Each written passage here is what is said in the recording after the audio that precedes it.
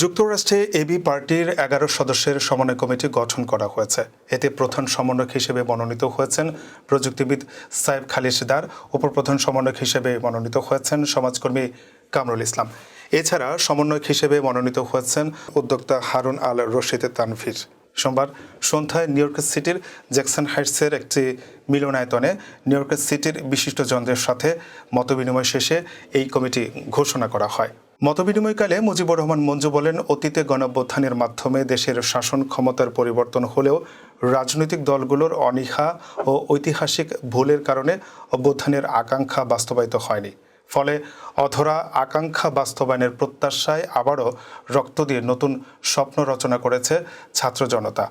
এ সময় তিনি সকল রাজনৈতিক দলকে নতুনদের আকাঙ্ক্ষা ও মনোভাব বোঝার এবং অনুধাবন করার আহ্বান জানান।